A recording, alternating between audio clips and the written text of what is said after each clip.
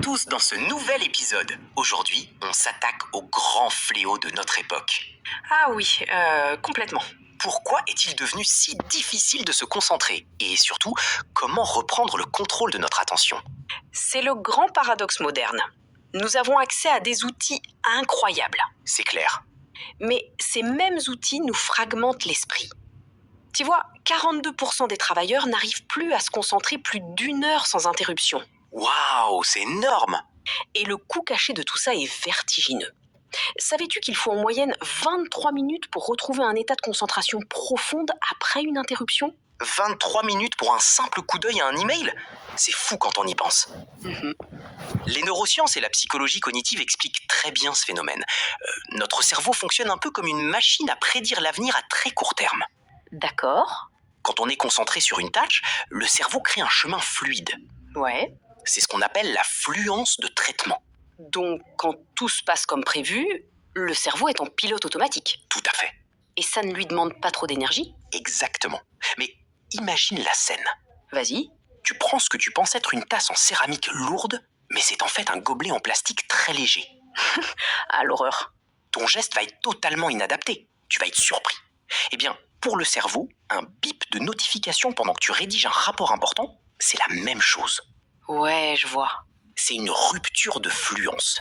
Le cerveau s'arrête en urgence, scanne l'environnement pour comprendre cette anomalie et doit ensuite tout recharger. Cette image du gobelet en plastique est parfaite. On comprend mieux pourquoi ces micro-interruptions nous épuisent tellement. C'est ça. On passe notre journée à gérer des surprises cognitives. Et le problème, c'est que beaucoup d'entre nous pensent que c'est un manque de volonté. Ouais, grave. On se dit, je dois juste être plus fort et ignorer mon téléphone. Ce qui est la pire stratégie possible, n'est-ce pas? Totalement. La volonté est une ressource, très limitée. Totalement. Pense au mythe d'Ulysse avec les sirènes. Il ne s'est pas dit qu'il allait utiliser sa volonté. Non, bien sûr.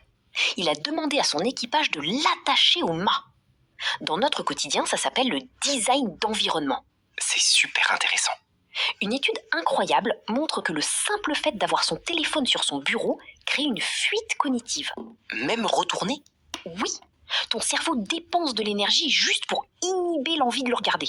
La solution, c'est donc de l'enlever physiquement de notre champ de vision. Exact. Mais une fois l'environnement sécurisé, comment on entraîne ce fameux muscle de la concentration? Parce que l'attention sélective et l'attention soutenue, ce sont des réseaux neuronaux précis. Oui. Et on peut les muscler. Tout à fait. C'est là qu'interviennent des outils comme le Deep Work de Cal Newport. Ou encore la technique Pomodoro. Tu travailles 25 minutes sans aucune distraction, puis tu prends 5 minutes de pause. Ok. Mais attention, la qualité de la pause est cruciale. C'est un point fondamental. Souvent, on prend une pause et on ouvre Instagram ou ses mails.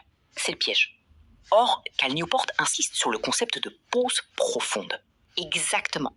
Si pendant ta pause de 5 minutes, tu lis un mail stressant, ton cerveau génère un résidu attentionnel. Oh, je déteste ça. Quand tu vas reprendre ta tâche principale, une partie de ton cerveau sera encore coincée sur ce mail. C'est tellement vrai. Une vraie pause profonde, c'est regarder par la fenêtre, aller chercher un verre d'eau ou lancer une machine à laver. D'accord. Il faut laisser le réseau par défaut du cerveau se réinitialiser. Et pour ceux qui veulent aller plus loin et modifier la structure de leur cerveau, la méditation de pleine conscience est reine. Oui, absolument. Juste 10 minutes par jour à se concentrer sur sa respiration. À chaque fois que l'esprit vagabonde, on le ramène. C'est ça. Ce mouvement de retour, c'est exactement comme faire une pompe pour le cerveau. C'est ça. On renforce physiquement le cortex préfrontal. Waouh!